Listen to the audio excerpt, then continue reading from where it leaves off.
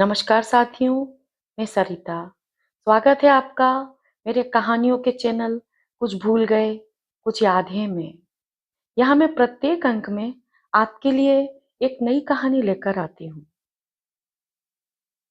अगर इतिहास को कहानियों के माध्यम से पढ़ाया जाए तो उसे कभी भी भुलाया नहीं जा सकेगा। आज आप सुनेंगे मुंशी प्रेमचंद जी की एक लघु कहानी, नादान दोस्त। आइए सुनते हैं। केशव के घर में कार्निस के ऊपर एक चिड़िया ने अंडे दिए थे।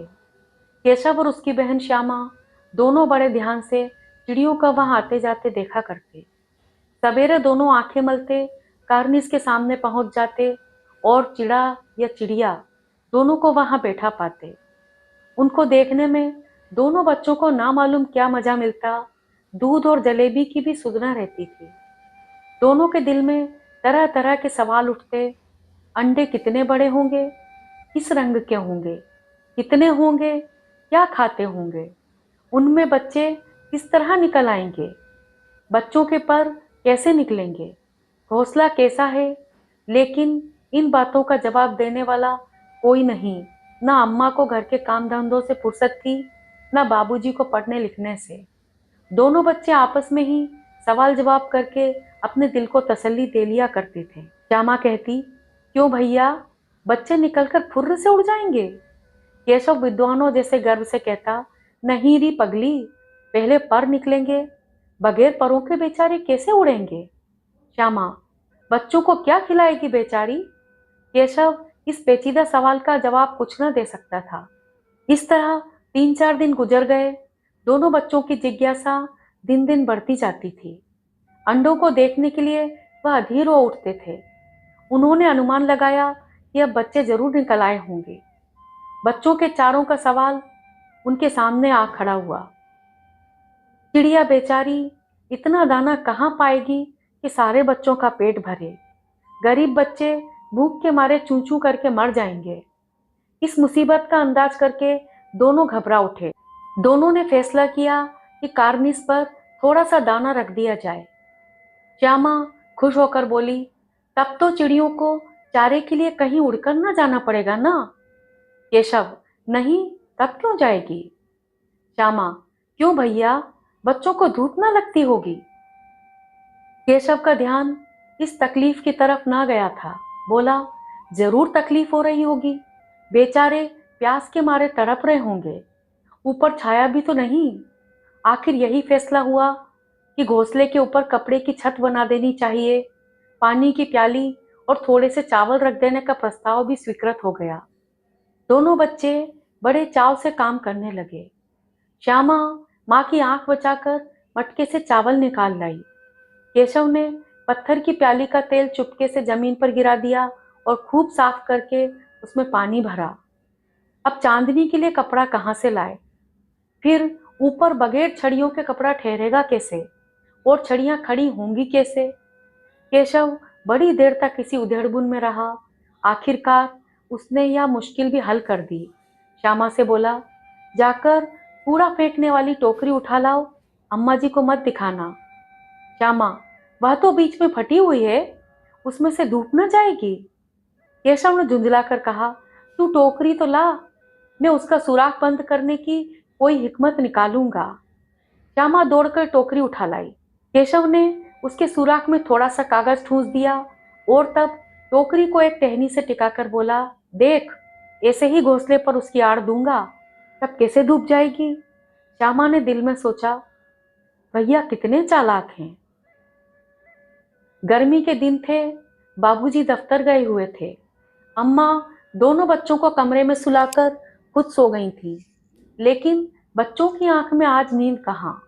अम्मा जी को बहकाने के लिए दोनों दम रोके आंखें बंद किए मौके का इंतजार कर रहे थे। जो ही मालूम हुआ कि अम्मा जी अच्छी तरह सो गईं, दोनों चुपके से उठे और बहुत धीरे से दरवाजे की सटकनी खोलकर बाहर निकल आए। अंडों की हिफाजत करने की तैयारियां होने लगी। केशव कमरे में से एक स्टूल उठा लाया, लेकिन जब उससे काम न चला तो नहाने की चौकी लाकर स्टूल के नीचे रखी और डरते डरते स्टूल पर चढ़ा। श्यामा दोनों हाथों से स्टूल पकड़े हुए थी। स्टूल की चारों टांगे बराबर न होने के कारण जिस तरफ ज्यादा दबाव पाता था, जरा सा हिल जाता था। उस वक्त केशव को कितनी तकलीफ उठानी पड़ती थी, यह उसी का दिल जानता था। दोनों हाथों से कार्निस पकड़ लेता और श्यामा को दबी आवाज से डांटता, अच्छी तरह पकड़, वरना उतरकर बहुत मारूंगा। मगर बेचारी श्यामा का दिल तो ऊपर कार्निस पर था। बार बार उसका ध्यान उधर चला जाता और हाथ ढीले पड़ जाते। केशव ने जो ही कार्निस पर हाथ रखा, दोनों चिड़िया उड़ गईं। केशव ने देखा कार्निस पर थोड़े से तिनके बिछे हुए हैं और उस पर 3 अंडे पड़े हैं। केशव, 3 अंडे हैं, अभी बच्चे नहीं निकले। श्यामा, जरा हमें दिखा दो भैया, कितने बड़े हैं। केशव, दिखा दूंगा, पहले जरा चिथड़े तो ले आ, नीचे बिछा दूं। बेचारे अंडे तिनकों पर पड़े हैं। श्यामा दौड़कर अपनी पुरानी धोती फाड़कर एक टुकड़ा लाई। केशव ने झुककर कपड़ा ले लिया। उसके कई तह करके उसने एक गद्दी बनाई और उसे तिनकों पर बिछाकर तीनों अंडे उस पर धीरे से रख दिए। श्यामा ने फिर कहा, हमको भी दिखा दो भैया। केशव, दिखा दूंगा, पहले जरा वह टोकरी तो दे दो, ऊपर छाया कर दूं। श्यामा ने टोकरी नीचे से थमा दी और बोली, अब तुम उतर आओ, मैं भी तो देखूं। केशव ने टोकरी को एक टहनी से टिकाकर कहा, जा, दाना और पानी की प्याली ले आ, मैं उतर आऊं तो दिखा दूंगा। श्यामा प्याली और चावल भी लाई। केशव ने टोकरी के नीचे दोनों चीजें रख दी और आहिस्ता से उतर आया। श्यामा ने गिड़गिड़ा कर कहा, अब हमको भी चढ़ा दो भैया। केशव, तू गिर पड़ेगी। श्यामा, ना गिरूंगी भैया, तुम नीचे से पकड़े रहना। केशव, ना भैया, कहीं तो गिर गिरा पड़ी तो अम्मा जी मेरी चटनी ही कर डालेंगी, कहेंगी कि तूने ही चढ़ाया था। क्या करेगी देखकर। अब अंडे बड़े आराम से हैं, जब बच्चे निकलेंगे तो उनको पालेंगे।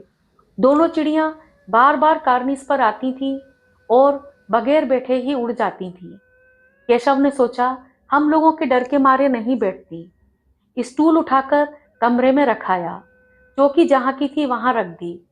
श्यामा ने आंखों में आंसू भरकर कहा, तुमने मुझे नहीं दिखाया, मैं अम्मा जी से कह दूंगी। केशव, अम्मा जी से कहेगी तो बहुत मारूंगा, कह देता हूं। श्यामा, तो तुमने मुझे दिखाया क्यों नहीं। केशव, और गिर पड़ती तो 4 सर ना हो जाते। श्यामा, हो जाते तो हो जाते, देख लेना, मैं कह दूंगी। इतने में कोठरी का दरवाजा खुला और माँ ने धूप से आंखों को बचाते हुए कहा, तुम दोनों बाहर कब निकल आए। मैंने कहा था ना कि दोपहर को ना निकलना। किसने किवाड़ खोला। किवाड़ केशव ने खोला था, लेकिन श्यामा ने माँ से यह बात नहीं कही। उसे डर लगा कि भैया पिट जाएंगे। केशव दिल में कांप रहा था कि कहीं श्यामा कह ना दे। अंडे न दिखाए थे, इससे अब उसको श्यामा पर विश्वास न था। श्यामा सिर्फ मोहब्बत के मारे चुप थी, या इस कसूर में हिस्सेदार होने की वजह से इसका फैसला नहीं किया जा सकता। शायद दोनों ही बातें थीं। माँ ने दोनों को डांट डपट कर फिर कमरे में बंद कर दिया और आप धीरे धीरे उन्हें पंखा झलने लगी। अभी सिर्फ 2 बजे थे, बाहर तेज लू चल रही थी। अब दोनों बच्चों को नींद आ गई थी। 4 बजे यकायक श्यामा की नींद खुली। किवाड़ खुले हुए थे। वह दौड़ी हुई कार्निस के पास आई और ऊपर की ओर ताकने लगी। टोकरी का पता न था, संयोग से उसकी नजर नीचे गई और वह उल्टे पांव दौड़ती हुई कमरे में जाकर जोर से बोली, भैया, अंडे तो नीचे पड़े हैं, बच्चे उड़ गए। केशव घबरा कर उठा और दौड़ा हुआ बाहर आया तो क्या देखता है कि तीनों अंडे नीचे टूटे पड़े हैं और उनसे कोई चूने की सी चीज बाहर निकल आई है। पानी की प्याली भी एक तरफ टूटी पड़ी है। उसके चेहरे का रंग उड़ गया और सहमी हुई आंखों से जमीन की तरफ देखने लगा। श्यामा ने पूछा, बच्चे कहाँ उड़ गए भैया।